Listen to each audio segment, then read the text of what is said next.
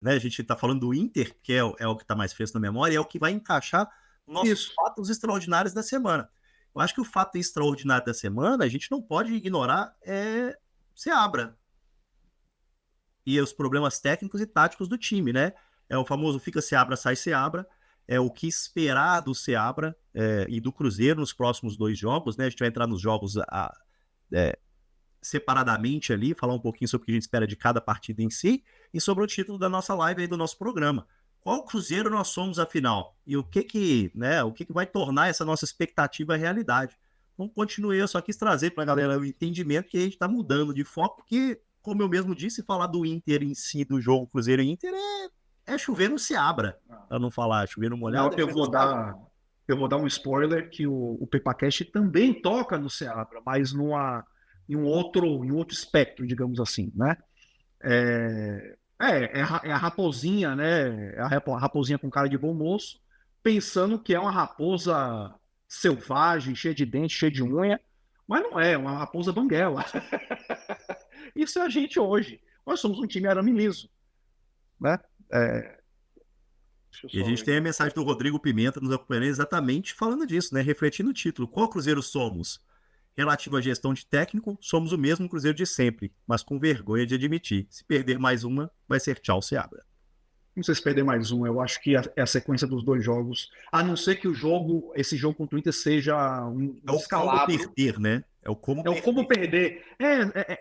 A história do jogo, né, ela dita muita coisa, ela dá pesos diferentes, né, para as repercussões também, né.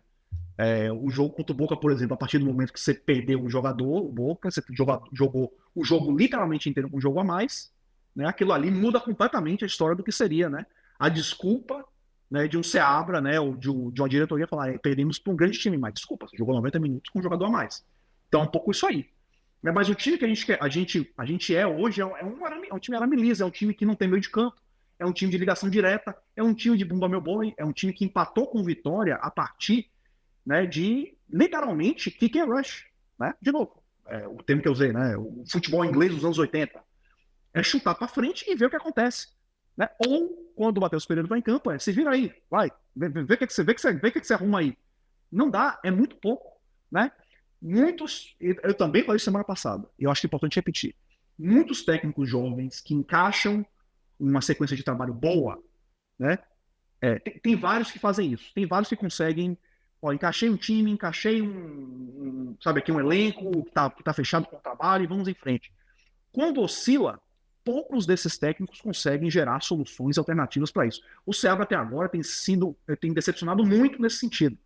Não tem, não tem buscado a base para achar os gaps, né, as faltas que tem no elenco, né, ainda mais com jogadores lesionados, né, e ele não tem conseguido fazer esse time rodar, jogar, repetir atuações de dentro de casa e fora de casa, e nem repetir as atuações agora nos últimos jogos, as atuações que estava tendo, por exemplo, teve uma sequência de Atlético Paranaense, desculpa, Corinthians, RB, né, RB Brasil, né, o Bragantino, Juventude, que foram jogos difíceis, que o Cruzeiro também fez força para ganhar, acho que o Corinthians foi mais fácil um pouquinho, né? Mas o Cruzeiro conseguiu gerar alguma coisa. O jogo contra o Botafogo realmente assim, foi um ponto fora da curva. Cada vez mais você olha, foi um jogo que a gente deu tudo deu certo. O jogo encaixou, o plano deu certo, os jogadores executaram a perfeição que eles pensavam, e o que o Seabra quis foi também executado à perfeição. Então, foi a sintonia perfeita daquele jogo. Tirando isso, né, o Seabra tem que achar soluções. Se ele não conseguir nos próximos 2 jogos, bye bye. É isso. Sou a favor disso? Talvez não. Porque sempre depende de quem vai vir. Né? Mas a gente não pode negar como funciona o futebol brasileiro, como funciona a torcida de futebol no futebol brasileiro, e vai ser sustentado se ele não conseguir ganhar do Inter e não conseguir ganhar do Goianiense em casa. Eu cheguei a ter essa conversa com algumas pessoas lá no 6-1 e com outras pessoas separado, que eu tinha na minha cabeça um time frame pro Seabra até a Sul-Americana, por causa da pausa que a gente tem para os jogos das eliminatórias e acreditando no resultado aí pós-Inter Inter e Atlético Goianiense, são jogos teoricamente simples de se ganhar em casa, né? Só que depois de ter ouvido a coletiva, o replay da coletiva do Seabra, e eu não falo replay no sentido de tipo que eu vi e repeti depois dela acontecido, mas o replay pela forma como ela foi repetitiva no que ele tem falado, pregado e defendido, eu não concordo com a demissão do Seabra. Eu vou dizer que talvez nem se perder os 2 próximos jogos, mas eu não vejo outra alternativa. Eu acho que isso vai acontecer. Eu acho que se o Seabra não fizer 6 pontos nos 2 próximos jogos, ele tá fora. Porque, não vou dizer que eu conheço, porque eu não sou tão próximo assim, a gente conhece pelo barulho que faz, né? Mas eu conheço a mentalidade do Pedrinho, eu conheço tanto que o Pedrinho ele cede para a pressão de torcedor, e o quanto essa maioria esmagadora das influências de internet estão batendo no Seabra. E eu não estou dizendo que não deve bater, né? Não deve bater. Mas eu não vejo solução também de melhora com a saída do Seabra a curto prazo. Também Mas não. eu hoje tenho lá as minhas dúvidas se o Seabra consegue voltar o Cruzeiro para o trilho que estava, de certa forma. Eu também tenho as minhas dúvidas nesse sentido, porque o Seabra mudou a forma do time jogar, mudou peças a um ponto bizarro, onde às vezes eu tava pensando isso no próprio jogo contra o Inter, falei assim, cara, talvez se voltasse o time sem nenhum dos reforços, o time jogava melhor. Porque eu penso às vezes no fator anímico de todo, e eu tento buscar alguma razão que é inexistente no maioria dos casos para as coisas estarem como estão. Você tinha um monte de jogadores jogando e performando. Esses caras saem do time, o time cai de rendimento. Esses caras entram no time, o time não rende o que rendeu no passado. É o quê? Eles estão insatisfeitos porque perderam a posição? Aquela historinha, sabe? A gente pôs o time nesse lugar, chegou um monte de medalhão e agora a gente foi preterido. E vice-versa, né? Os medalhões, tô chegando aqui pro meu lugar e os caras estão de mimimi e não estão ajudando a gente a jogar. Se é que isso está acontecendo, né? Suposições. Pregar isso é pregar Lucas Silva e Ramiro, viu? Felizmente, fazer o quê, né? É o que está acontecendo, né? E eu vou trazer aqui para completar essa parte que a gente está falando aqui do fato extraordinário da semana, uma mensagem aqui do Rodrigo Luiz, perguntando aí se o Seabra realmente viesse demitido. Tem algum treinador no futebol brasileiro que vocês teriam capacidade de assumir? Rodrigo, eu particularmente não. Eu até olhei a lista de técnicos disponíveis no Brasil hoje. Se o Seabra cair, conhecendo o Matos, conhecendo o Pedrinho, a gente vai esperar Luxemburgo, Cuca, Diniz, são esses caras. E pode ser que eles assumiriam e o time teria um ganho de performance pelo motivacional, pelo estrutural, mas eu acho que vai ser o que é. Vai ser o que é, não vai ter nenhuma melhoria substancial, nenhuma queda de desempenho muito grande também em relação ao que está. Eu acho que o problema hoje, o Seabra tem a parcela de culpa dele, eu vou dizer que é de 50% do Seabra, e os outros 50% ali eu dividiria com os jogadores também, que eu estou realmente sentindo que falta ali um pouco mais de disposição para levar a coisa adiante. Às vezes eu acho que falta.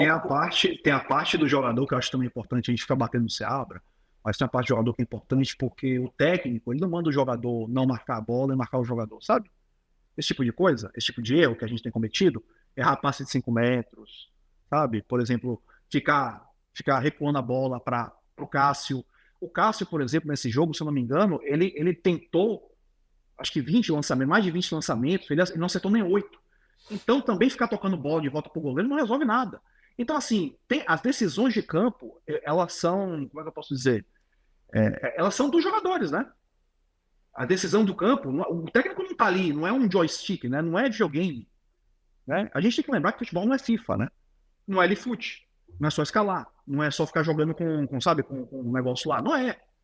Então, a gente também tem a parcela dos jogadores e eu não acho que é pequena não, tá? Eles também querem de rendimento. Essa coisa, eu vou voltar de novo, que é uma coisa que a gente falou há umas 3 semanas, mas cada vez eu acho que fica mais claro para mim. Essa coisa de jogar, não foi o caso dessa semana, né? Mas de você ficar uma semana sem jogar, você relaxa, cara. Você relaxa. Depois de um jogo como foi o jogo com o Boca, eu vejo nesse jogo do Inter como uma coisa assim, o relaxamento total do time. Tipo, qual o comprometimento, qual o tipo de motivação extra para correr mais? Você deu tudo, não vou dizer assim, que o time deu tudo na quarta-feira, né? Na quinta, desculpa. Deu tudo da quinta-feira. E agora não, vocês vão ter que correr de novo, vão jogar fora, tá um frio absurdo e tal. Não sei, assim, pensando na cabeça do jogador, que a gente sabe que também tem um pouco isso, sabe? Esse fator psicológico, esse fator de precisar estar motivado. Isso também é uma coisa que eu vejo nos jogadores também. Não falta muito luta às vezes, mas falta enxergar o jogo. Jogar o jogo. O Matheus Pereira, a crítica do Matheus Pereira que a gente fez nas últimas semanas também é saber enxergar o jogo, jogar o jogo que ele precisa jogar. Não é jogar o jogo que ele quer jogar. Porque o jogo só apresenta de outra forma. Ele tem que ser capaz de ver e mudar um pouco, ajustar para isso. Né? O Matheus Henrique, eu acho, inclusive, em alguns jogos ele consegue fazer isso. Ele é um jogador que tem essa capacidade, essa inteligência de ajustar. Né? Mas assim, a gente também, assim, a queda de vários jogadores, né? Assim, do nível de vários jogadores. O William está desgastado fisicamente, claramente. Né? Romero teve uma queda importante e também jogando numa posição, né, que não é, assim, quando joga o Wallace, ele joga naquela posição lá que não é a dele, né? O Matheus Pereira também caiu nos últimos jogos, acho que o jogo do Boca foi bom, muito bom, mas antes disso também. Então, é isso, eu acho que é a combinação de muitas coisas, mas a gente também não pode tirar essa da reta dos jogadores, não.